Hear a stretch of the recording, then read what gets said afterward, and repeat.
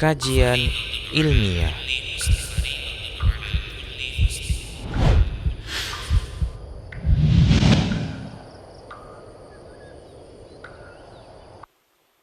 Baik, kita mulai. Bismillah, Assalamualaikum warahmatullahi wabarakatuh. Innal hamdalillah nahmaduhu wa nasta'inuhu wa nastaghfiruh wa na'udzu billahi min shururi anfusina wa min sayyiati a'malina. May yahdihillahu fala mudilla lahu wa may yudlil fala hadiya lahu. Asyhadu an la ilaha illallah wahdahu la syarika lah wa asyhadu anna Muhammadan abduhu wa rasuluh. Qala Allah Ta'ala, ya ayyuhalladzina amanu taqullaha haqqa tuqatih wa la tamutunna illa wa antum muslimun.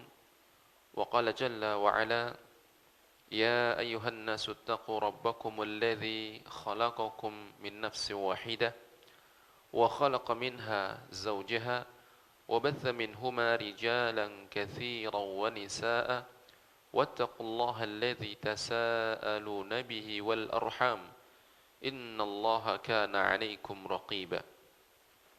Wa qala ta'ala aidan, ya ayyuhalladzina amanu taqullaha wa qulu qawlan sadida yuslih lakum a'malakum wa yaghfir lakum dhunubakum ومن يطع الله ورسوله فقد فاز فوزا عظيما. أما بعد فإن أصدق الحديث كتاب الله وخير الهدي هدي محمد صلى الله عليه وسلم وشر الأمور محدثاتها فإن كل محدثة بدعة وكل بدعة ضلالة وكل ضلالة في النار. Ma'asyiral muslimin wal muslimat yang dirahmati oleh Allah Subhanahu wa taala. Bagaimana kabar Anda semuanya? Alhamdulillah, segala puji bagi Allah Subhanahu wa taala.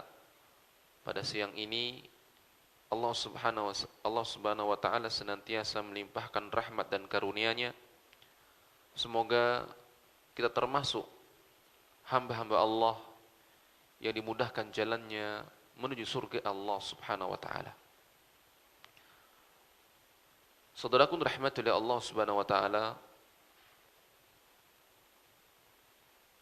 pembahasan yang akan kita bahas pada kesempatan kali ini menyambung dari pembahasan sebelumnya. Kita telah membahas tentang definisi zakat, kemudian keutamaan orang yang berzakat, serta ancaman bagi orang-orang yang menahan harta zakat, serta hukum orang-orang yang menahan, yang tidak mau menunaikan zakat. Saudaraku rahmati oleh Allah Subhanahu wa taala, adapun pada kesempatan kali ini kita akan masuk pembahasan tentang syarat-syarat wajib zakat.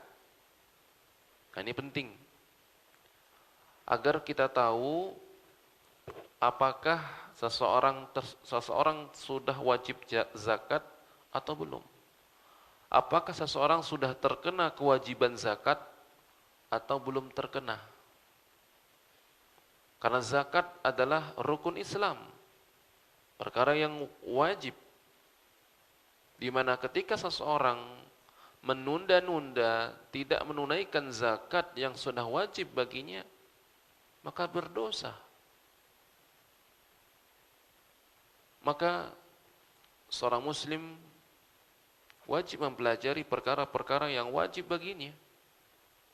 Makanya Nabi SAW mengatakan talabul ilmi faridatun ala kulli muslim, bahwa menuntut ilmu wajib hukumnya atas setiap muslim, terutama perkara-perkara yang wajib, perkara-perkara yang harus diketahui, tidak boleh tidak tahu. Di antaranya tentang masalah tauhid, tentang masalah sholat, tentang masalah wudu, bersuci. Ini perkara yang tidak boleh seseorang tidak tahu. Makanya hukumnya fardu ain bagi dia. Ada ilmu-ilmu yang itu hukumnya fardu kifayah. Ya, ilmu ya tentang mungkin mustalahul hadis atau usul fiqih, ya, qawaid fiqhiyah, yang mana itu merupakan perkara yang juga harus dipelajari oleh kaum muslimin agar ini bentuk menjaga agama Islam. Namun ada yang hukumnya, jadi ada yang hukumnya fardu ain, ada yang fardu kifayah. Yang fardu ain yaitu perkara-perkara yang wajib bagi seseorang tentang sholat, ya, rukun Islam. Belajar tentang puasa. Karena ini puasa fardu ain. Maka sesuatu perkara yang tidak akan sempurna kecuali dengan perkara itu, maka perkara tersebut wajib. Seseorang tidak bisa mengetahui zakat, tidak bisa mengetahui syariat puasa dengan benar kecuali dengan belajar. Maka mempelajari tentang zakat, mempelajari tentang puasa wajib bagi seseorang. Karena ini merupakan fardu ain bagi dia. Nah, saudaraku dirahmati oleh Allah Subhanahu wa taala.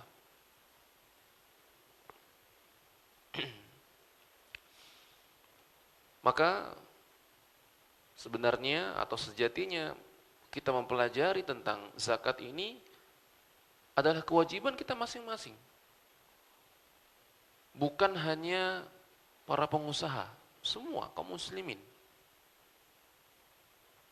yang wajib, yang telah wajib atau terkena kewajiban zakat, wajib mengeluarkannya. Saudaraku rahmati oleh Allah Subhanahu wa taala, dan ini merupakan hikmah Allah Subhanahu wa taala, di mana Allah Subhanahu wa taala mewajibkan zakat kepada kita dengan ketentuan-ketentuan. Tidak semua orang, akan tapi ada syarat-syarat yang harus terpenuhi dan hilangnya penghalang-penghalangnya. Saudaraku rahmatullahi Allah Subhanahu wa taala, dan adanya syarat-syarat ini menjadikan agama Islam, syariat Islam, terutama syariat tentang zakat ini mundhabithah, yaitu teratur, tertib, teratur, dan bisa menjadi standar. Ada standarnya. Ya, standar seseorang itu terkena zakat.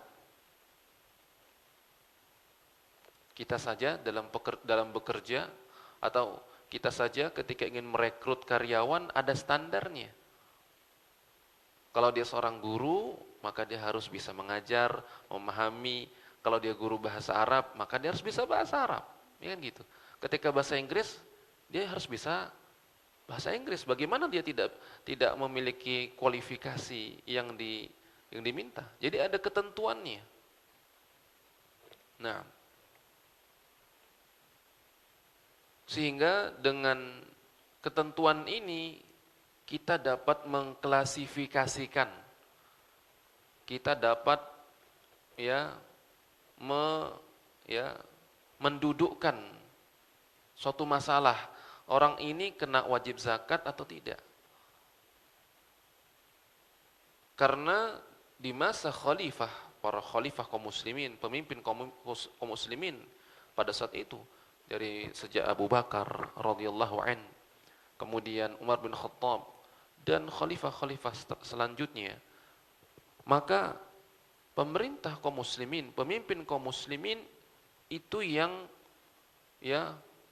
menugaskan para petugas-petugas zakat untuk menarik zakat dari rakyatnya yang telah Allah wajibkan. Sebagaimana juga perintah Rasulullah kepada Mu'adz bin Jabal agar ya apabila Mu'adz bin Jabal sudah sampai di Yaman dan mereka sudah masuk Islam, kemudian kalau sudah masuk Islam ajarkan mereka sholat. Kalau mereka sudah mau sholat, maka kabarkan kepada mereka Allah telah mewajibkan kepada mereka zakat. Tu'khadhu min aghniyaihim faturaddu ala fuqaraihim au ila fuqaraihim. Yang mana zakat ini diambil dari orang-orang kaya mereka dan diberikan kepada orang-orang fuqara, orang-orang fakir, orang-orang miskin. Nah, ini kan butuh standar. Kapan ya dia dinamakan ia orang yang kaya secara syar'i, yang artinya dia wajib zakat, dan siapa yang berhak menerima zakat. Innamas shadaqatul fuqara wal masakin. Ya, 8 asnaf, 8 golongan. Allah Subhanahu wa taala menyebutkan bahwasanya zakat, penerima zakat juga sudah ditentukan oleh Allah Subhanahu wa taala. Ya, zakat itu atau sedekah, ya maksudnya zakat hanya diberikan kepada orang fakir, miskin, kemudian para petugas yang mereka mengurusi zakat, dan seterusnya. Maka ini menunjukkan kesempurnaan agama Islam. Tidak ada yang samar-samar. Innal halala bayyinun wa innal harama bayyinun. Yang wajib, yang halal jelas, yang haram jelas. Nah, wa bainahuma umurun mushtabihat, dan di antara keduanya ada perkara yang mushtabih, yang belum jelas. Maksudnya apa? Bagi manusia, kalau dia belajar ilmu agama semakin tahu. Mungkin bagi orang lain itu tidak jelas, bagi orang lain tidak tahu, masih samar. Bagi orang yang belajar, oh ini ternyata perkara ini dia sudah wajib zakat. Nah, seperti itu. Baik. Saudaraku rahmatullahi Allah Subhanahu wa taala. Maka para ulama telah menjelaskan syarat-syarat pada zakat. Ketika kita berbicara tentang syarat-syarat wajib zakat, maka kita berbicara pada dua hal, pada dua sisi. Yang pertama, syarat-syarat yang harus terpenuhi pada harta zakat. Pada yang pertama, harta zakat. Pada harta maksud saya. Syarat-syarat yang harus terpenuhi pada harta itu sendiri. Harta yang bagaimana yang wajib dikeluarkan? Ketentuannya bagaimana? Jadi, ya, syarat-syarat yang harus terpenuhi pada harta. Ketentuan pada harta. Kemudian ada syarat-syarat yang berkaitan kepada orang yang harus mengeluarkan. Ketentuan atau syarat-syarat yang berkaitan dengan orang yang wajib mengeluarkan. Orang yang bagaimana kriterianya yang sehingga dia wajib mengeluarkan zakat. Jadi ada yang berkaitan dengan orang yang mengeluarkan, atau ya berkaitan dengan harta, ketentuan harta yang wajib dikeluarkan. Ya, atau harta yang terkena zakat. Komoditas harta yang wajib dikeluarkan. Taib. Ikhwan fillah azinallahu wa iyyakum, kita bahas yang pertama yaitu syarat-syarat yang harus terpenuhi pada pemilik harta. Orang yang memiliki harta. Yang pertama adalah al-hurriyah. Orang yang merdeka. Sebaliknya, maka budak tidak wajib mengeluarkan zakat. Oleh karena itu, ya, kenapa budak tidak wajib mengeluarkan zakat? Apa kira-kira? Kenapa? Budak, hamba sahaya, tidak wajib mengeluarkan zakat. Apa kira-kira? Mengapa? Karena dia tertawan, ya kan dia bisa bekerja. Kan dia juga diberi keleluasan sama tuannya, boleh kamu kerja. Dia dikumpuli, akhirnya dia punya banyak harta. Intinya selama diberi izin ya, diberi izin sama tuannya untuk bekerja. Gimana? Nah, karena harta milik budak itu juga milik tuannya. Jadi jangankan hartanya, dirinya saja itu milik tuannya. Jadi dirinya yaitu budak beserta dengan ya harta budak tersebut milik sang tuan. Maka yang wajib mengeluarkan bukan budaknya, tapi apa? Tuan, sang tuan. Majikannya atau ya sang tuannya. Taib. Li'annahu la yamlik, ya. Karena hamba sahaya atau budak itu tidak dianggap kepemilikannya.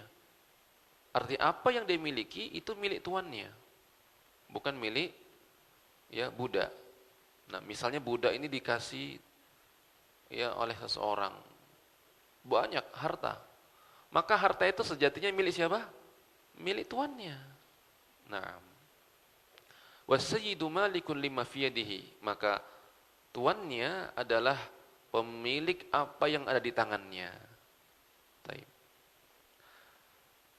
Hal ini berdasarkan sabda Nabi SAW dalam hadis yang sahih Bukhari Muslim. Dari mana saya tahunya, Ustaz? Ya, dari hadis Nabi. Dalam hadis yang diriwayatkan oleh Imam Bukhari dan Muslim, hadis sahih, Rasulullah SAW bersabda, "Man ba'a 'abdan lahu." Barang siapa yang menjual budak miliknya, famaluhu lilladzi ba'ahu, maka harta sang budak, maka harta si budak lilladzi ba'ahu, milik orang yang menjualnya, milik tuan yang menjualnya. Misalnya dia jual budaknya 100 juta. Kemudian di tangan sang budak ada uang, dia megang uang 50 juta misalnya. Maka ketika dia menjual budaknya itu, maka yang diserahkan hanya budaknya saja. Adapun uang yang ada di tangan budak atau yang ada di dompetnya, yang ada di kantongnya, itu harus diserahkan kepada penjualnya, sang tuan yang menjual tadi. Ini menunjukkan apa? Harta yang ada di tangan budak milik sang tuan. Taib. Illa ayyashtarital mubta', kecuali si pembeli mensyaratkan kepada sang penjual bahwa semua yang ada di tangan sang budak ikut semuanya. Saya mau beli budak kamu, tapi semua yang ada di tangannya itu menjadi milikku. Oh ya udahlah. Ya. Maka yang ada di kantongnya, yang ada mungkin di tangannya, ya, dia pegang, ada uang yang ada di tangannya, dia simpan di dalam tasnya, maka itu ikut ketika disyaratkan oleh pembeli. Jika tidak disyaratkan, hukum asalnya apa? Harta yang ada di tangan budak kembali ke penjual atau sang tuan yang menjualnya. Nah, hadis ini secara jelas menyatakan bahwasannya harta budak itu milik tuan. Nah, maka tentu tidak wajib baginya untuk mengeluarkan zakat. Karena nanti di antara syaratnya juga adalah dia harus memiliki dengan sempurna harta tersebut. Memang dianggap dia memiliki harta tersebut. Baik. Ini hadis riwayat Bukhari Muslim. Kemudian juga perkataan sahabat Ibnu Umar radhiyallahu anhuma, beliau berkata, "Laisa fi malil 'abdi zakatun hatta yu'taq." Tidak ada zakat pada harta budak sampai dia dimerdekakan. Kalau sudah merdeka, baru dia wajib zakat. Ini riwayat Baihaqi dengan sanad yang sahih. Kemudian juga ada seorang sahabat yang bernama ada seorang eh, tabi'in ya. Kalau tidak salah seorang tabi'in, Wa'an Kaisan bin Abi Sa'id Al-Maqburi, dia berkata, "Ataitu Umar bi zakati mali mi'atai dirhamin." Aku pernah mendatangi Khalifah Umar bin Khattab dengan membawa zakat hartaku, yaitu 200 dirham. Wa ana mukatib, dan aku adalah seorang yang merdeka karena saya menebus diriku kepada tuanku. Jadi ada cara seseorang budak bisa merdeka dari tuannya, bisa banyak cara. Di antaranya dibeli sama orang, ya, dia dibeli sama pembeli, kemudian si pembeli ini memerdekakan. Kamu saya merdekakan. Atau memang pemiliknya, ya tuannya, kamu saya bebaskan, kamu merdeka. Atau negosiasi, tuan saya mau merdeka. Kalau kamu merdeka, maka sang tuan berkata, oke, kalau kamu ingin merdeka, kamu harus bayar, menebus dirimu. Kamu boleh bekerja, kamu setor kepada saya, intinya 100 juta. Maka sang budak bekerja. Kemudian dapat uang, dia bayarkan kepada tuannya, terus dia cicil untuk menebus dirinya. Ketika sudah genap 100 juta, maka ya sang budak merdeka. Itu namanya mukatib. Nah, faqala hal utikta, apakah kamu sudah dimerdekakan? Jadi Umar bin Khattab tahu bahwasanya ini ya Kaisan bin Abi Sa'id Al-Maqburi, ya, dia seorang budak ditanya, apakah kamu sudah dimerdekakan? Qultu na'am, ya saya sudah merdeka. Qala idhab faqsimha, maka Umar bin Khattab berkata, pergilah kamu dan bagi-bagikan kepada fakir miskin.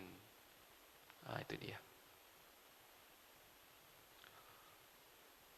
Ikhwan fillah azinallahu wa iyyakum, ini syarat yang pertama. Bagi orang atau pemilik harta, dia harus seorang yang merdeka. Kemudian yang kedua adalah al-Islam. Bukan orang kafir. Maka tidak ada zakat atau tidak sah zakat dari orang kafir secara ijma'. Karena apa? Ibadah zakat ini adalah ibadah mutahhirah, ibadah pembersih dari dosa-dosa. Adapun orang kafir bukanlah orang yang berhak untuk dibersihkan, karena masih kafir, dalam kondisi kafir. Apa yang akan dibersihkan? Dan sementara Allah tidak akan terima amalnya selama dia masih dalam keadaan kafir. Bahkan ya pemimpin kaum muslimin, pemerintah kaum muslimin tidak mewajibkan orang kafir untuk mengeluarkan zakat. Orang kafir tidak diwajibkan mengeluarkan zakat. Karena apa? Allah nggak terima zakat dari mereka. Kalau mereka mengeluarkan zakat dalam kondisi mereka kafir, Allah nggak akan terima. Maka tidak ada faidah kita mewajibkan mereka atau mengharuskan mereka mengeluarkan zakat. Allah Subhanahu wa taala berfirman, "Wa ma mana'ahum an tuqbala minhum nafaqatuhum illa annahum kafaru billahi wa birasulih." Surah Taubah ayat 54. Allah Subhanahu wa taala berfirman, dan tidak ada yang menghalangi mereka untuk diterima sedekah mereka, infak mereka, kecuali karena mereka kafir kepada Allah, mengingkari Allah dan Rasulnya. Namun, saudaraku dirahmati oleh Allah Subhanahu wa taala, bukan berarti orang kafir tidak dihisab.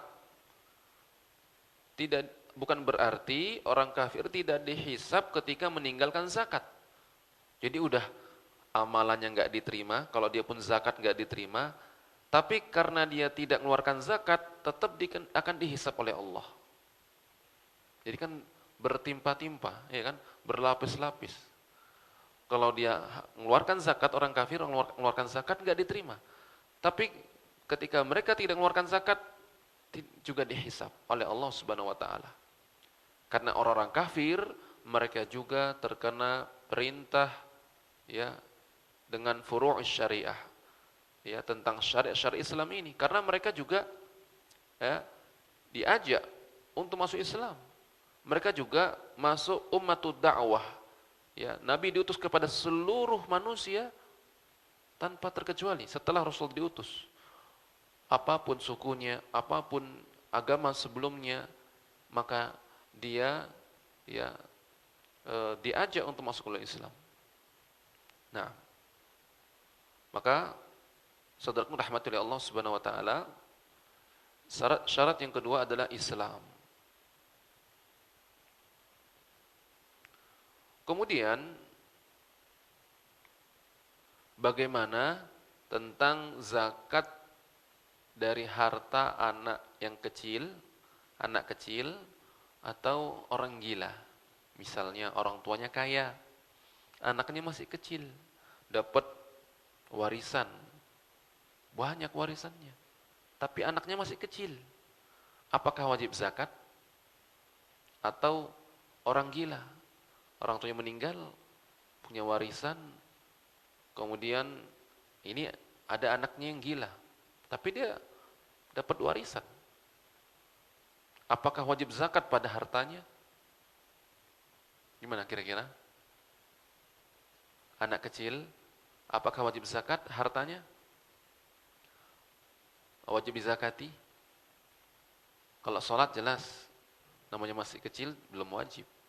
Puasa belum wajib. Haji belum wajib, nama masih kecil. Atau orang gila. Bahkan ada hadis rufi al-qalam an salasa, pena diangkat dari 3. Yang di antaranya anin naim hatta istayqiz, orang yang tidur sampai terbangun. Wa anis saghir hatta yahtalim, anak kecil sampai dia bermimpi, ya keluar mani. Wa anil majnun hatta yafiq, orang gila sampai dia sadar. Nah, zakat gimana? Gimana kira-kira? Wajib atau tidak? Ya dia bisa punya dapat warisan 1 M dari orang tuanya, tapi masih kecil. Nah, maka saudaraku rahmati oleh Allah Subhanahu wa taala, pendapat yang rajih dalam hal ini bahwa harta anak kecil dan harta orang gila maka terkena kewajiban zakat. Walaupun dalam hal ini para ulama berbeda pendapat, ada yang mengatakan tidak kena zakat. Tidak kena zakat karena zakat ini seperti sholat, kata mereka. Sehingga butuh niat. Ya, kalau orang anak kecil yang belum tahu apa itu niat, kan nggak sah sholatnya. Belum mumayyiz, belum tahu apa itu sholat, nggak diterima sholatnya, belum sah. Apalagi orang gila. Nah, mereka menyamakan zakat itu seperti sholat. Nah, namun ini tidak kurang tepat, ya. Namun kurang tepat. Yang benar, zakat wajib pada harta anak kecil dan orang gila secara mutlak, dan ini pendapat kebanyakan para ulama, mayoritas para ulama. Ini juga pendapat Umar bin Khattab, Ali bin Abi Thalib, Abdullah bin Umar, Aisyah, ya para sahabat-sahabat, Jabir bin Abdullah. Nah, dan di antara yang menguatkan pendapat yang kedua ini, kenapa kita menguatkan pendapat yang kedua ini? Yang pertama, dalil-dalil yang berkaitan tentang zakat itu umum. Diambil dari orang kaya dan diberikan kepada orang miskin. Tu'khadhu min aghniyaihim, diambil dari orang-orang kaya dan diberikan kepada orang miskin. Enggak dirinci orang kayanya itu kecil atau besar, laki-laki atau perempuan, sudah balik atau belum. Enggak dirinci. Yang penting orang kaya kemudian diberikan kepada orang miskin. Sama, orang miskinnya juga enggak mesti harus balik gitu. Oh, belum balik, berarti belum berhak. Sebagaimana penerima, yang penting dia miskin. Nah, jadi yang menguatkan pendapat yang kedua ini bahwa keumuman nas-nas dari Al-Quran maupun Sunnah Rasulullah SAW ya, yang berkaitan dengan harta tentang zakat ini umum.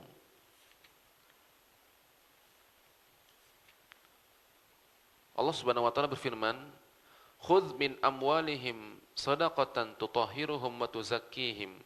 Ambil dari harta mereka sebagai zakat yang wajib untuk mensucikan mereka ya dan membersihkan mereka. Nah, dan di sini umum ya. Nah, itu poin yang pertama. Dan tidak ada pengecualian anak kecil maupun orang gila. Nah, kemudian saudaraku dirahmati oleh Allah Subhanahu wa taala, bahwasanya zakat ini adalah hak ya. Hak Allah yang wajib atas manusia. Dan ini sama. Ya, wajib pelaksanaannya baik dia sudah mukallaf ataupun belum mukallaf, karena berkaitan dengan harta. Berkaitan dengan harta. Ya, berbeda dengan sholat, puasa, itu harus berkaitan dengan apa? Badan. Dia harus niat, dia harus bersuci dulu. Kalau harta, maka ya nggak dibedakan mau hartanya anak kecil maupun orang dewasa. Karena kewajibannya ada pada harta. Harta yang dikeluarkan. Maka misalnya anak itu masih kecil, siapa yang mengeluarkan? Walinya atau orang yang mengurusinya, mungkin pamannya atau kalau meninggal ayahnya mungkin ibunya atau saudara-saudaranya atau kakeknya, intinya walinya yang mengurusinya, itu yang mengeluarkan. Atau orang gila ini, ada anaknya gila yang ngurusi pamannya, maka paman yang mengeluarkan zakat yang diambil dari harta orang gila tersebut. Nah, itu dia.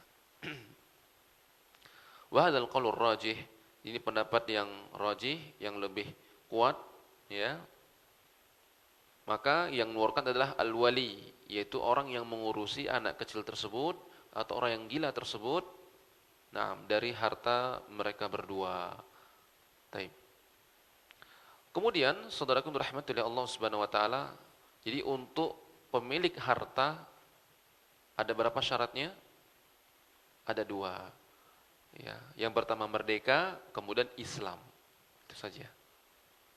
Adapun anak kecil dan juga orang gila tetap wajib zakat.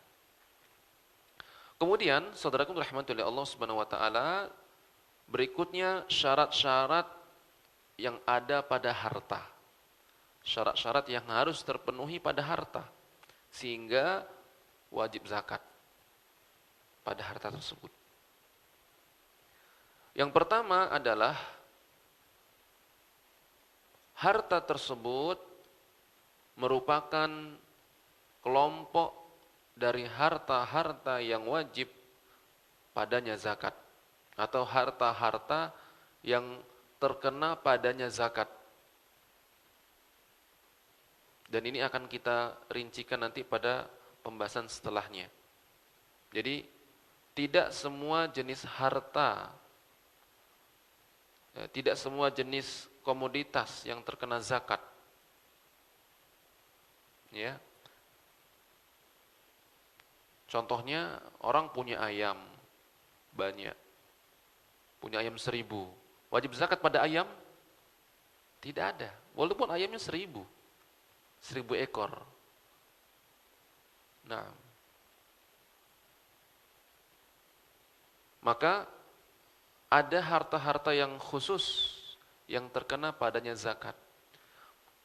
Adapun orang yang dia ya pengusaha ternak ayam sampai ribuan ayam, yang terkena bukan ayamnya, bukan pada zakat ayam, nggak ada, tapi zakat hartanya iya.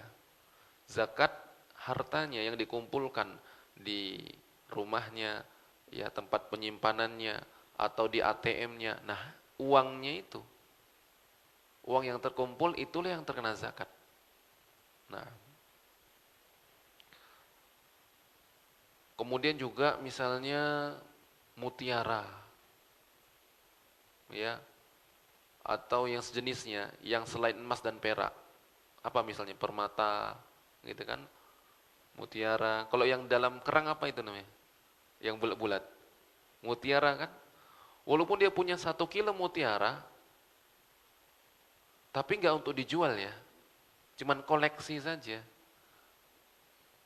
Atau letak rumahnya, nggak wajib zakat. Tapi kalau untuk diperjualbelikan, kena nanti zakat perdagangan.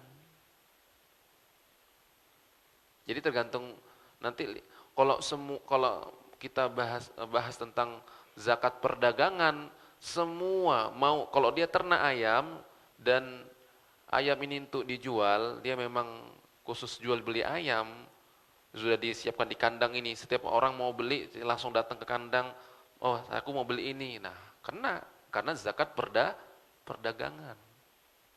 Nah, itu dia. Jadi tinggal dilihat. Nah, tapi secara umum harta-harta yang terkena padanya zakat tidak semua. Ya, tidak semuanya. Termasuk ya kendaraan yang dia pakai. Walaupun mahal, tapi tidak untuk diperjualbelikan. Dia pakai, dia punya beli mobil, dia gunakan untuk kesehariannya, ya. Harga mobil ini misalnya 100 juta. Ini kan sudah terkena zakat minimal zakat 85 gram emas. Tapi tidak untuk jual beli, memang untuk dipakai, tidak kena zakat. Mobilnya ada 4, tidak untuk usaha, ya, tidak hanya untuk dipakai saja. Tapi kalau untuk diperjualbelikan satu pun, dia cuma satu, hanya satu di rumahnya, tapi dia memang jual beli mobil, cuma satu beli, terus dia iklankan lagi untuk dijual, terus. Dan itu berputar, ini terjual, ngambil lagi mobil lagi, dijual. Nah, maka harta yang berputar dengan mobil yang diperjualbelikan kena. Misal satu harga mobil ini 100 juta, sudah kena. Jika terus dia lakukan itu terus selama setahun, terkena zakat perdagangan. Karena niatnya apa? Jual beli, ya, untuk barang dagangan. Taib. Kemudian, jadi syarat yang pertama, ya, harta tersebut adalah harta yang wajib padanya zakat. Nah, contoh buah-buahan tidak semua buah-buahan, hanya buah kurma, ya, dan anggur kering, nah seperti itu. Kalau jambu, saya panen jambu 1 ton, tidak wajib zakat, ya. Atau misalnya timun, kemudian apa? Misalnya lagi apa, sayur-sayuran, cabai, tidak terkena zakat. Jadi ya ada ya khusus, ya komoditas khusus. Ya, diantaranya tanaman yang dikiaskan dengan bur, ya, dengan gandum seperti beras. Nah, itu yang dikiaskan. Nah, nanti insyaallah akan kita masuk pada pembahasannya. Apa saja ya komoditas yang terkena padanya zakat. atau harta yang terkena padanya zakat. Kemudian ayyablughan nisab, sudah mencapai batas minimal wajib zakat. Sudah memiliki harta yang telah mencapai batas minimal wajib zakat. Di mana ketika harta kita, ya harta kita, kalau jenis harta maksudnya uang, ya, atau emas, perak, ya. Apabila harta kita telah mencapai batas minimal wajib zakat, maka wajib bagi kita mengeluarkan zakat. Jika belum mencapai, walaupun hanya 1 rupiah, belum mencapai wajib zakat, maka tidak wajib padanya zakat. Atau kalau kambing misalnya 40, dia punya 39, kurang 1, tidak wajib zakat. Nah, atau misalnya hari ini sudah terkumpul 40 kambing. Kemudian setelah 1 bulan atau 2 bulan dia ada acara untuk anaknya. Memang murni ada acara untuk anaknya. Dia akikah 2 kambing. Sehingga jadi 38. Berlalu 1 tahun masih 38. Tidak mengeluarkan zakat. Tidak wajib. Walaupun awalnya 40. Sudah berjalan setengah tahun kurang 2. Karena untuk keperluan akikah. Maka tidak wajib zakat.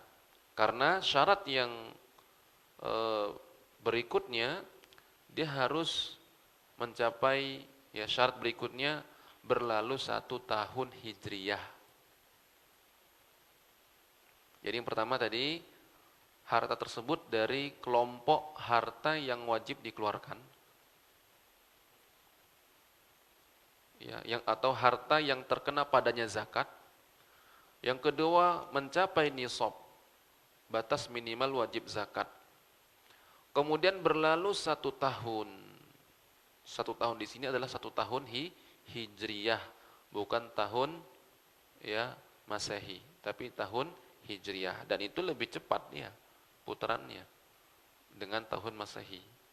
Karena hijriyah 29 atau 30 terus seperti itu. Nah, namun berlalu 1 tahun ini bukan pada semua zakat, hanya sebagiannya saja. Sebagian. Apa saja itu? Berlalunya 1 tahun atau haul namanya. Berlalu 1 haul atau 1 tahun hijriyah, ini terkena pada zakat emas dan perak. Yang pertama, emas dan perak. Kemudian hewan ternak. Jadi ada 3. Dan yang disamakan yaitu zakat perdagangan. Emas, perak, yang disamakan emas dan perak adalah uang. Ya. Kemudian hewan ternak. Kemudian juga zakat perdagangan. Nah, ini berlalu berapa? 1 tahun hijriyah. Adapun zakat tanaman dan buah-buahan, ini pun bukan berarti semua tanaman, nanti akan kita rinci yang dimaksud dengan tanaman itu, dan buah, misalnya buah kurma maksudnya. Adapun tanaman gandum, ya, maka ini tidak menunggu 1 tahun, namun setiap kali panen. Setiap kali panen, misalnya padi, dalam setahun bisa 2 kali panen, maka 2 kali mengeluarkan zakat setiap kali panen. Berapa yang dikeluarkan Ustaz? Nanti kita akan rincikan. Kalau padi ini Ustaz bisa 3 kali panen Ustaz, karena pengairannya bagus, dekat dengan sungai atau mudah. Sehingga dia bisa panen kemudian tanam lagi. Bisa 3 kali panen dalam setahun, maka 3 kali mengeluarkan zakat. Ini berlaku pada apa? Ya, zakat tanaman dan buah-buahan. Dan ini yang disepakati oleh para ulama. Kemudian syarat yang berikutnya, ayyakuna hadzal mal mamlukan milkan taman. Harta yang dimilikinya adalah harta kepemilikan dengan sempurna. Dia memiliki harta tersebut sempurna kepemilikannya. Tidak ada ikut campur orang lain. Bukan, ini ada tanah saya, tapi setengah milik saya, atau tanaman ini, setengah milik saya, setengah milik orang lain. Maka harus dihitung dulu. Nah, taib. Jadi belum sempurna kepemilikannya. Jadi harus kepemilikan sempurna.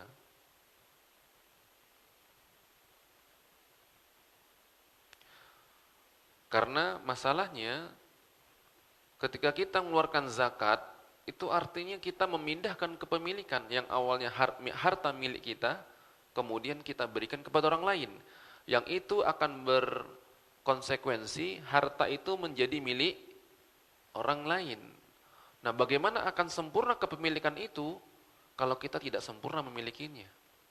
Harus benar-benar milik kita. Tidak ada ya saham orang lain. Ya, tidak ada kepemilikan orang lain dalam harta kita itu. Benar-benar milik kita. Nah,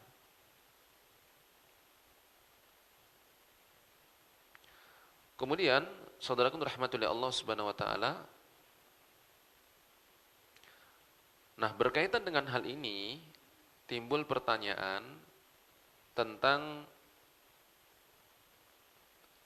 hutang, apakah harus dizakati atau tidak? Saat saya ada orang hutang sama saya 100 juta. Tapi uangnya nggak sama saya. Uangnya ya dipinjam sama orang. Apakah wajib zakat? Yaitu Ustaz benar, harta itu benar milik saya, tapi nggak ada di tangan saya. Nah, maka saudaraku yang dirahmati oleh Allah Subhanahu wa taala, pendapat yang lebih tepat dalam hal ini harus dirinci. Harus dirinci tentang masalah hutang. Apakah wajib dizakati atau tidak? Maka harus kita ketahui bahwasanya hutang ada dua macam. Dalam hal pembayaran. Hutang dilihat dari sisi pembayarannya, mudah atau tidaknya, ada dua macam.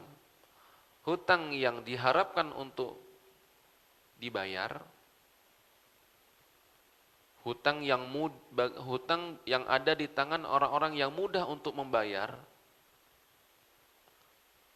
dan orang yang berhutang kepadanya itu mengakui, iya memang saya ada hutang kepadanya 100 juta. Cuman mungkin belum jatuh tempo. Kalau sekiranya sekarang dia minta, saya akan bayar. Mudah bagi dia. Cuman mungkin belum jatuh tempo. Jadi dia orang yang mudah. Ya, atau sudah jatuh tempo tapi belum diminta, belum ditagih. Kalaupun sekarang dia nagih, kata orang yang minjam, saya bayar, mudah bagi saya. Jadi apabila hutang kita memiliki, atau namanya piutang ya. Jadi ada orang hutang kepada kita. Nah, harta kita kalau kita ambil itu mudah untuk mereka membayarnya kepada kita, maka harta kita tadi digabungkan dengan harta yang ada di tangan kita. Ya. Jadi yang ada di tangan kita 100 juta. Kemudian orang yang berhutang dengan kita 100 juta. Maka kita gabung 200 juta, kemudian dikeluarkan 2,5%-nya. Nah, berapa kira-kira? 5 juta. Ya. Hah? Kalau 200 juta, 2,5%-nya. Ya, benar?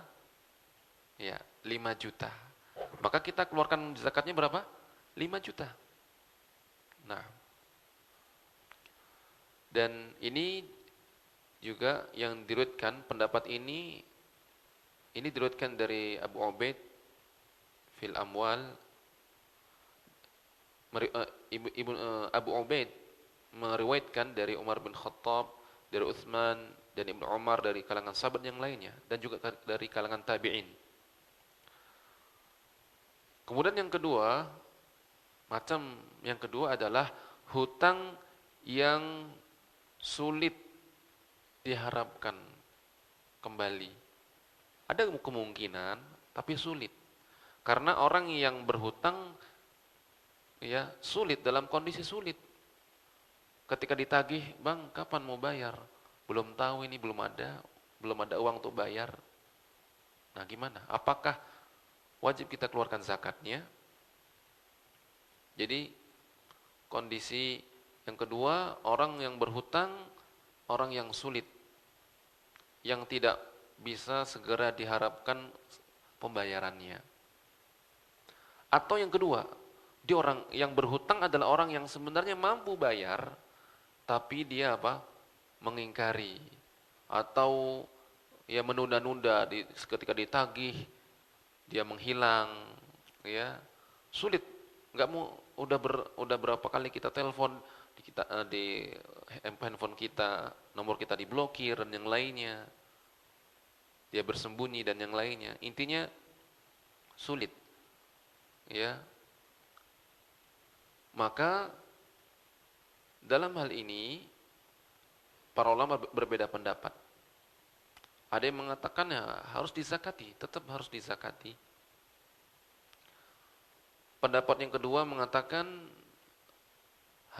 dizakati ketika dia terima saja. Dizakati hanya satu kali saja, misalnya sampai 5 tahun. Tahun kelima baru dia dapat, maka hanya di tahun kelima itu saja yang dizakati. Pendapat yang ketiga, tidak wajib zakat sama sekali. Nah, tidak pula tahun itu ketika dia nerima, tapi nunggu 1 tahun lagi dulu. Pendapat kedua enggak, ketika terima langsung keluarkan zakatnya. Baik. Maka saudaraku rahmati oleh Allah Subhanahu wa taala, Syekhul Islam Ibnu Taimiyah rahimahullahu taala mengatakan, wa aqrabul aqwal, pendapat yang lebih dekat, ya, yang lebih tepat, yang lebih kuat adalah pendapat yang mengatakan tidak wajib padanya zakat.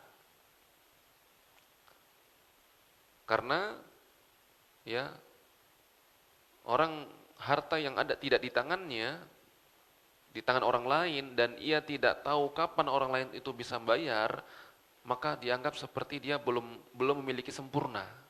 Karena kan tadi syaratnya harus memiliki dengan sempurna.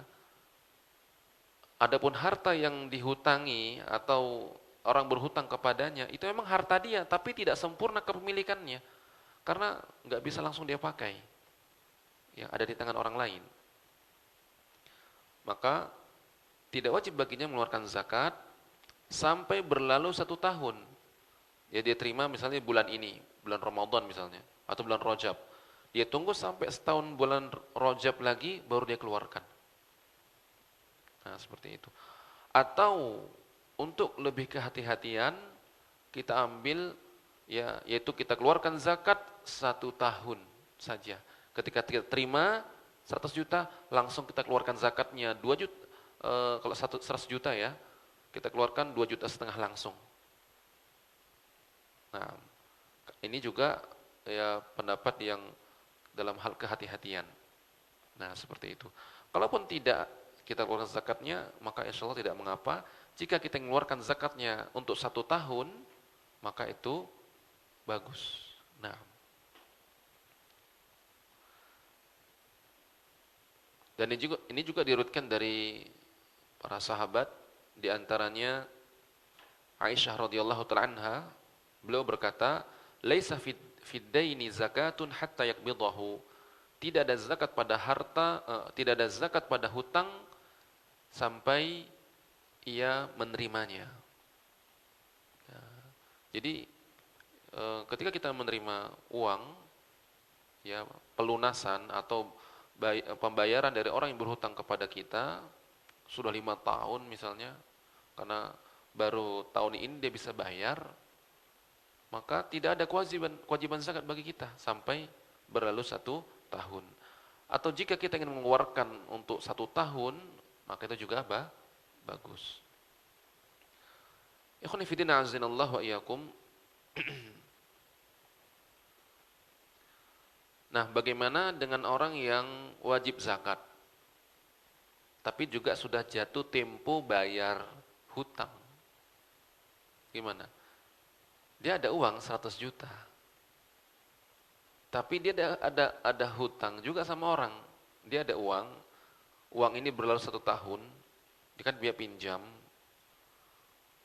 dia pakai, kemudian terkumpullah 100 juta juga.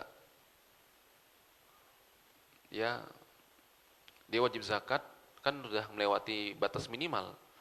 Tapi ya mungkin dia pengusaha atau yang lainnya dia berhutang, wajib zakat. Dia setelah itu ternyata hutang lagi. Yang pada akhirnya hutangnya itu menghabiskan ya atau mengurangi dari harta miliknya sehingga tidak mencapai nisab. Misalnya dia minjem awalnya 100, kemudian usaha dapat 140 juta. Jatuh tempo, berapa pembayarannya? Hutangnya 100 juta. Sehingga dia harus bayar pada hari itu juga 100 juta itu. Sehingga ketika bayar 100 juta, tinggal berapa? 40 juta. Dan itu belum mencapai nisab. Nah, yastagrik, ya, menghabiskan atau mengurangi dari nisabnya, maka tidak ada zakat bagi dia. Karena harus lebih didahulukan apa? Ya, hutang. Nah, jika dia punya hutang kepada orang lain sehingga berkurang hartanya tapi masih mencapai nisab. Misalnya hutangnya 100 juta, dia punya uang 300 juta. Dia bayarkan 100 juta, masih ada 200. Anggaplah 200 juta. Hutang dia berapa? 100. Dia sudah memiliki uang lebih dari nisab dari sejak tahun yang lalu. Ini udah 1 tahun ini. Terkumpul uang 200 juta. Bayar hutang 100 lagi ada di tangan. Maka pada saat itu dia wajib mengeluarkan zakat. Karena ketika sudah dikurangkan dari yang wajib bayar hutang, masih mencapai nisab. Masih mencapai nisab. Bisa dipahami? Nah, ikhwan fillah azinallahu wa iyyakum. Jadi itu berkaitan dengan zakat, ya, berkaitan dengan hutang. Kalau orang yang berhutang adalah orang yang mudah untuk membayar dan diharapkan, maka harta kita yang dihutangi oleh orang lain itu digabungkan dengan uang kita. Jika sulit, ketika ditagih berkali-kali, nggak tahu kapan bisa bayar, ya, maka atau dia menunda-nunda, atau bahkan yang lebih parah lagi apa? Mengingkari, nggak ada aku hutang, terus nggak ada bukti. Maka hendaknya ketika kita berhutang, ya, dianjurkan untuk apa? Ditulis. Idza tadayantum bidainin ila ajalin musamman faktubuh. Apabila kalian saling berhutang sampai waktu yang ditentukan, temponya, ditulis. Namanya kita kadang lupa. Ya. Atau udah kawan, Ustaz. Udah, masa perlu tulis-tulis segala? Udah, kan kita udah saling percaya. Iya, namanya manusia kadang lupa. Ya. Jadi untuk lebih hati-hati, ditulis. Kalau hutangnya banyak sampai 100-an juta, butuh lebih penguat lagi. Mungkin butuh materai dan yang lainnya. Bukan kita tidak percaya, tapi inilah perintah syariat. Mungkin kita meninggal. Jadi ada bukti. Kita kasih tahu keluarga kita, ini buktinya. Kadang-kadang kita nggak meninggalkan bukti, qadarullah Allah cabut nyawa kita, kemudian keluarga menuntut kepada orang yang berhutang. Dulu kamu punya hutang sama ayah kami. Mana buktinya? Ketika dia mengingkari, nggak ada bukti, dari mana? Ya nggak bisa. Di pengadilan pun akan kalah, karena nggak ada bukti. Nah, al-bayyinatu 'alal mudda'i, bukti bagi orang yang mengaku. Kalau dia mengaku dia punya hutang, mana bukti? Nah, ikhwan fillah azanillahu wa iyyakum. Jadi syarat yang harus terpenuhi pada harta, ya, pada harta yang terkena zakat padanya, kita ulang lagi. Yang pertama, harta tersebut adalah harta yang terkena padanya zakat sesuai dengan ya dalil dari Al-Qur'an dan Sunnah, atau yang dikiaskan dengannya. Seperti beras, kan enggak ada dalilnya tapi dikiaskan ya dengan bahan makanan pokok yang disimpan. Kemudian mencapai nisab, mencapai batas minimal wajib zakat. Jadi kita nanti akan pelajari satu persatu.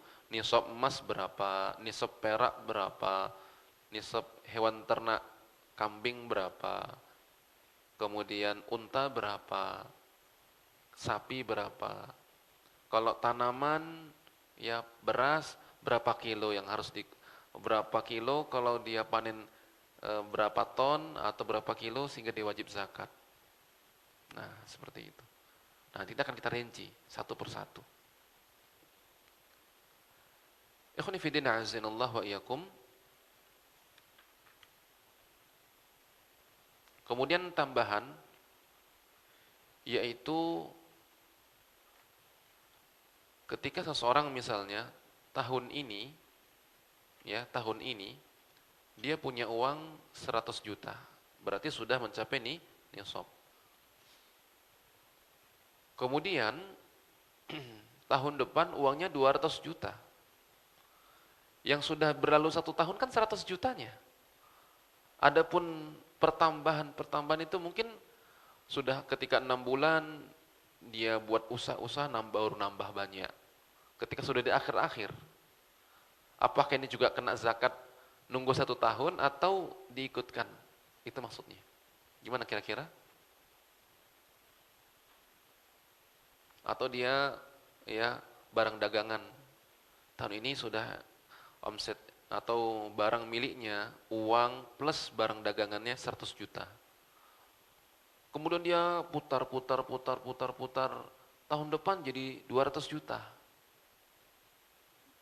Kan tadi syaratnya berlalu 1 tahun.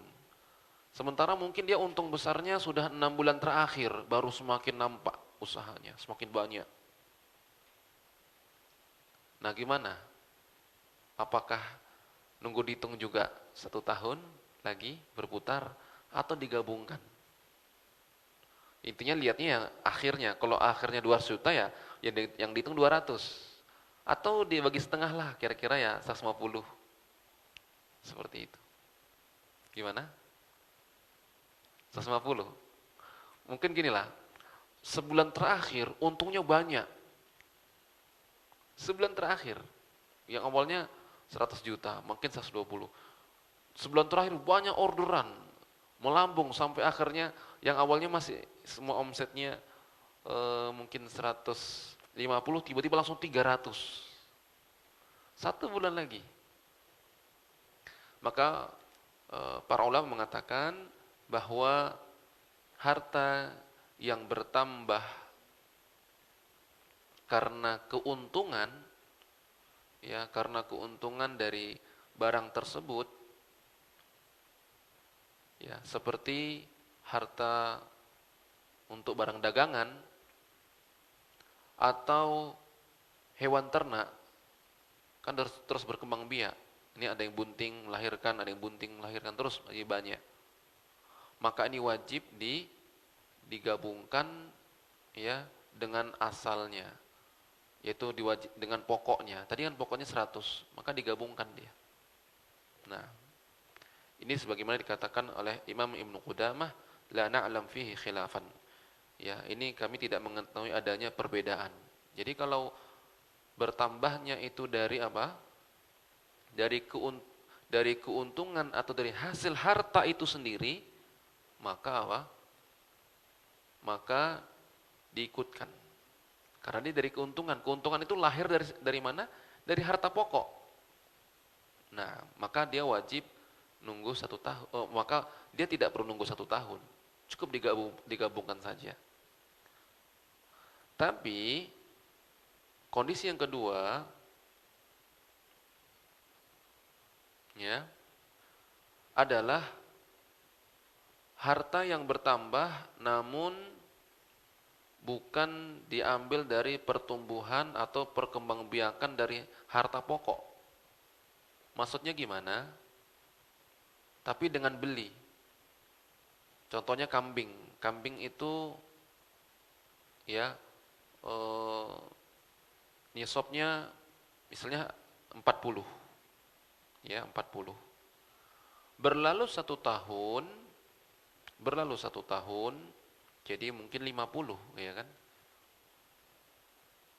Kemudian ya, di tengah perjalanan udah berlalu setengah tahun, dia beli kambing lagi. Dia beli kambing lagi 100. Ya, dia beli kambing lagi 100. Atau ada orang ngasih, dapat hadiah. Ya. Maka dalam hal ini ada 2 pendapat ulama. Yang pertama, itu digabungkan, itu digabungkan dan tidak menunggu haul. Pendapat yang kedua, ya, itu digabungkan jumlahnya, namun tidak digabungkan haulnya. Nah, jumlahnya digabungkan, tapi hitungan tahun berbeda. Ya, jadi kalau ini masih setengah tahun baru beli, yang ini nunggu setengah tahun. Nah, adapun pendapat yang kedua, ini pendapat Hanafiyah, bahwa ini digabungkan dan dikeluarkan ketika sempurna haul yang pertama. Nah, seperti itu.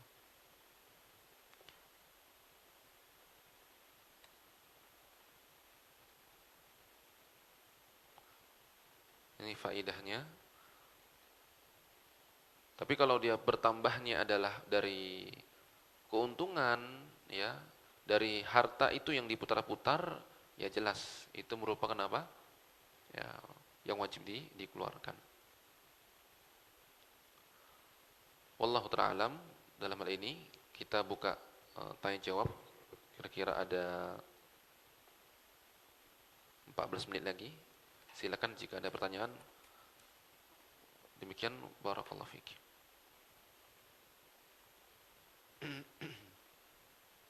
Ya, Pak. Ya. Assalamualaikum warahmatullahi wabarakatuh. Assalamualaikum. Tadi kan masalah budak tadi kan kita sudah bayar gajinya sama budak, kan gitu. Bayar gaji, maksudnya gimana itu, Pak? Maksudnya kan tadi kita punya budak gitu kan, terus kan budak itu kan kita kasih gaji gitu Enggak. Jadi Budak itu tidak kita kasih gaji, tapi kita berkewajiban memberi nafkah kepada budak. Kalau budak bekerja, maka apa yang misalnya nih, dia bukan kerja sama kita, kerja sama orang lain. Misalnya dia di pasar ngangkat jadi tukang angkut barang di pasar. Nah, hasil yang didapatkan oleh budak itu yang ada di tangan budak itu milik kita, milik sang tuan, itu maksudnya. Bukan sang tuan wajib gaji, tapi sekalipun begitu kondisinya, sang tuan tidak boleh menelantarkan sang budak. Bukan berarti kerja tapi nggak kasih makan, ini zolim. Dia wajib memberikan tempat, ya, wajib memberikan nafkah kepada budak. Tapi beda lagi nanti kalau budak itu perempuan, kemudian digauli, maka nggak boleh dijual. Dan dia akan merdeka jika sang budak wanita ini punya anak. Kemudian sang tuan meninggal dunia. Syaratnya itu. Budak ini ya punya anak dan tuannya meninggal. Otomatis budak wanita ini merdeka. Tapi kalau dia punya ada budak perempuan, tapi bukan untuk digauli, tapi untuk memang bekerja atau membantu kebutuhannya, ya, maka dia boleh menjualnya. Nah, seperti itu. Ya, Pak. Jadi tidak sama dengan maksudnya karyawan, dengan majikan, dengan pekerja, beda. Budak ini memang dia dapatkan dari membeli atau dari tawanan perang, ya, dan itu dibagi oleh pemerintah, oleh pemimpin kaum muslimin. Dan Islam menganjurkan umatnya untuk memerdekakan budak. Makanya banyak seperti berhubungan dengan siang Ramadan, kafaratnya apa? Memerdekakan budak. Kemudian dalam hal pelanggaran-pelanggaran ihram, pelanggaran haji ataupun umroh, ada yang perintah memerdekakan budak. Nah, seperti itu. Baik. Ya, Pak.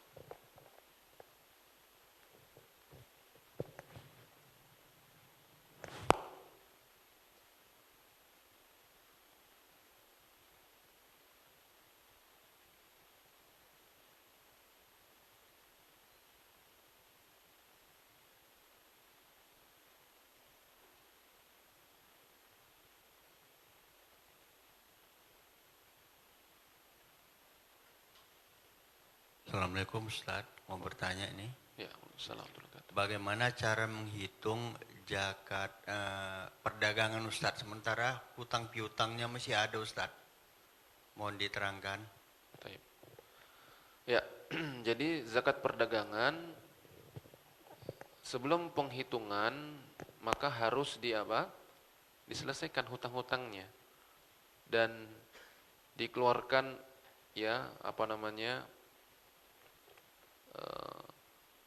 hutang-hutangnya dibayar, kemudian akan muncul sisa. Nah, seperti itu. Karena zakat lebih harus didahulukan.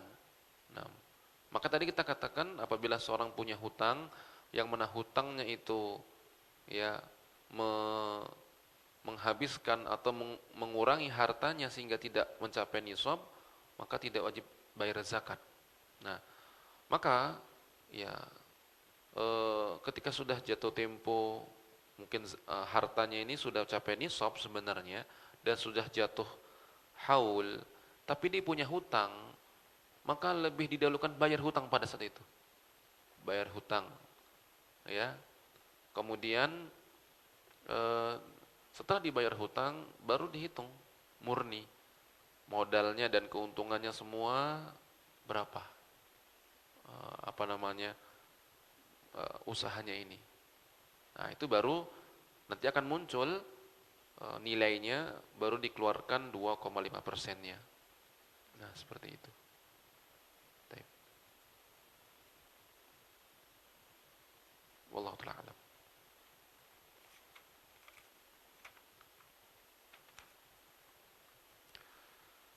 Assalamualaikum warahmatullahi wabarakatuh. Mau bertanya Ustadz, kita punya simpanan emas, tapi sewaktu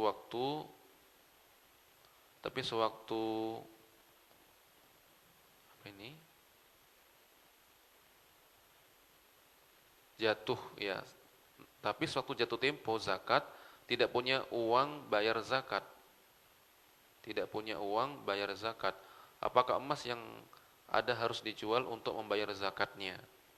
Ya. Maka dia bayar dia jual emasnya ya untuk bayar zakat. Kalau ketika tidak ada uang ya, dia jual emasnya untuk bayar ya, atau dia keluarkan ya, dia keluarkan uangnya, kemudian sisanya setelah dikeluarkan zakatnya dia bisa beli emas lagi. Ya, seperti itu. Jadi harus dilakukan akad dulu, akad jual emas ya. Ya, karena mungkin emasnya cukup banyak gitu kan, sehingga dia harus dengan uang tidak cukup ya. maka ya mau gimana lagi, dia harus jual. Dia harus jual emasnya, misalnya jadi dapat 500 juta misalnya, baru dia keluarkan. Dia keluarkan berapa? 2,5%-nya. Nah, 500 juta misalnya, 2,5%-nya berapa?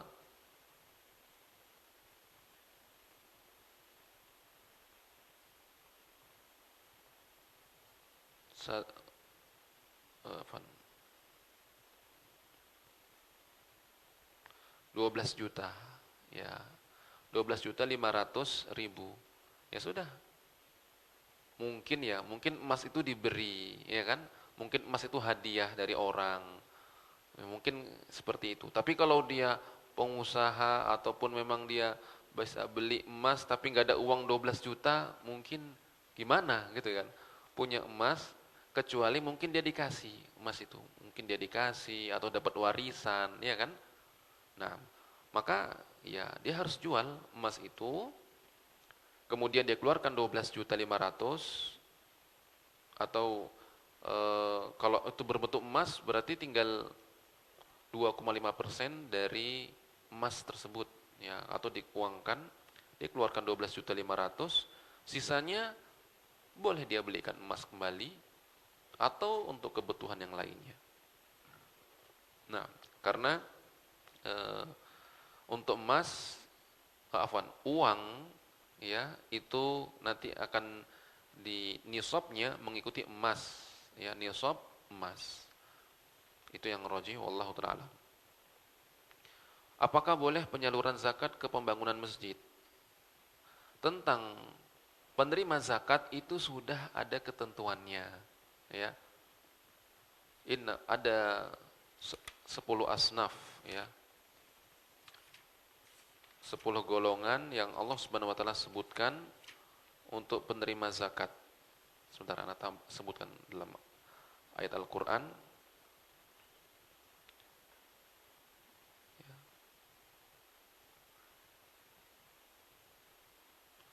Adapun untuk masjid tidak disebutkan di situ. Adapun infak, sedekah biasa, maka itu dianjurkan. Atau apalagi pembangunan untuk pembangunan masjid. Adapun sedekah wajib, ya, dari zakat harta, Allah Subhanahu wa taala berfirman, "Innamas shadaqatu lil fuqara'i wal masakin wal 'amilina 'alaiha wal masakin wal 'amilina 'alaiha wal mu'allafati qulubuhum wa fir riqab wal gharimina wa fi sabilillah wa ibnis sabil faridatan minallah wallahu 'alimun hakim." Afwan, bukan 10, 8. Yang pertama, Allah mengatakan zakat itu hanya untuk fakir, miskin. Fakir itu sangat lebih susah lagi daripada miskin. Fakir, miskin, petugas zakat, ya, yang mengambil zakat. Kemudian walaupun ada rinciannya nanti siapa mereka. Kemudian orang-orang yang dilembutkan hatinya, ya, wal muallafah. Kemudian ar-riqab, untuk memerdekakan budak. Ya, ada budak, maka dibeli budak itu dari harta zakat agar dia merdeka. 5. Wal gharimin, orang yang terlilit hutang. Ya, 6. Ya, 1, 2, 3, 4, 5, 6. Ya. Wa fi sabilillah, 7. Untuk di jalan Allah, ya, untuk berperang di jalan Allah, untuk, ya, kebutuhan dalam perang. Ya, mempersenjatai kaum muslimin untuk perang melawan musuh kaum muslimin, untuk berjihad di jalan Allah. Wa ibnis sabil, untuk orang yang kehabisan bekal dalam perjalanan. Ya, itu. Ada untuk masjid, wallahu ta'ala ini tidak termasuk.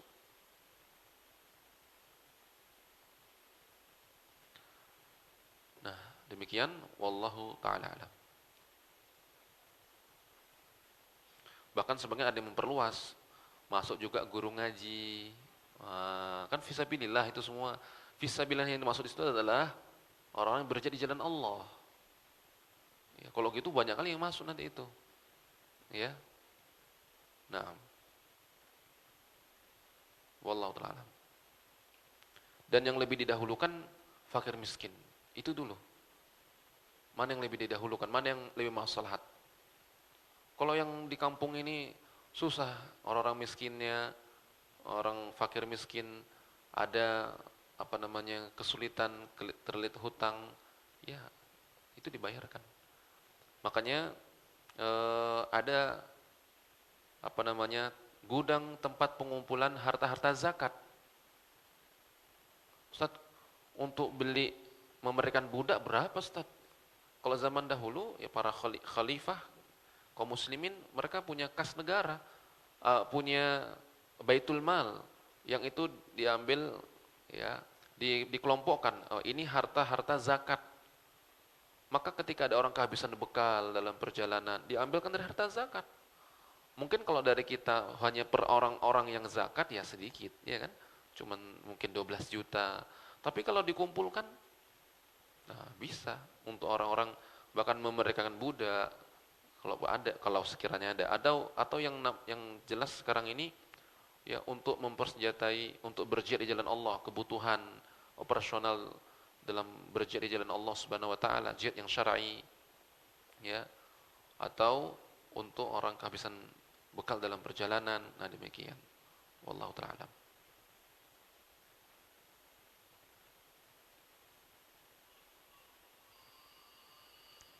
Cukup.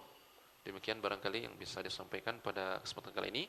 Semoga Allah Subhanahu wa taala memberikan kemudahan kepada kita dan ilmu yang bermanfaat. Demikian wassallallahu ala nabiyina Muhammad wa ala alihi washabbihi ajmain. Subhanakallahumma wa bihamdika asyhadu an la ilaha illa anta astaghfiruka wa atubu ilaik. Assalamualaikum warahmatullahi wabarakatuh.